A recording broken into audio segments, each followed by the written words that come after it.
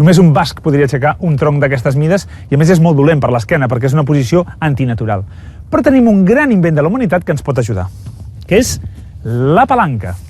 La palanca consta de 3 elements: la barra, la resistència o pes que vull aixecar i el punt de recolzament o fulcre. La palanca té una gran propietat i és que inverteix el sentit de la força.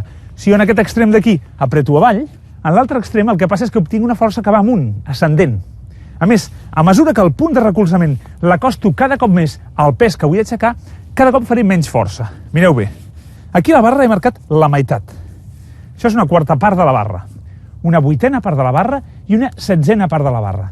Doncs bé, ara anem a veure com respon la palanca a mesura que el punt de recolzament el vagi posant en cadascuna d'aquestes posicions. Ara la barra té un mig per aquí i un mig per allà. La relació és 1 a 1. La força que jo faig apretant és la mateixa força que jo obtinc a l'altre costat ascendent.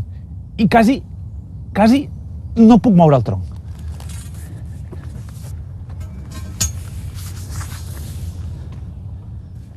Una quarta part.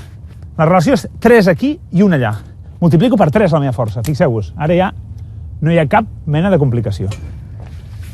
Una vuitena part seria encara més fàcil i anem directament ja a una setzena part.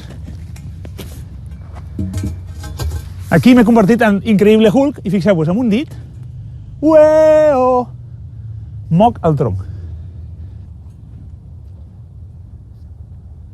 Un arbre vindria a ser una palanca posada verticalment. Per tant, els mateixos 3 elements que hem vist abans els veiem també aquí. La barra és el tronc, el punt de recolzament és el nivell del terra i la resistència, o el pes, són les arrels i la terra.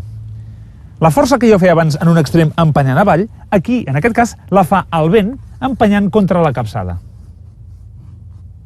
Què és el que va passar el dia 24? Per què van caure tants pins? Doncs bé, perquè els pins, en general, fan aproximadament uns 15 metres d'alçada però tenen només 1 metre sota terra. És el cas extrem que hem vist abans que jo movia la barra amb un sol dit. Està molt multiplicada la força. Fixeu-vos bé, 15 metres aquí dalt i 1 sol metre aquí baix.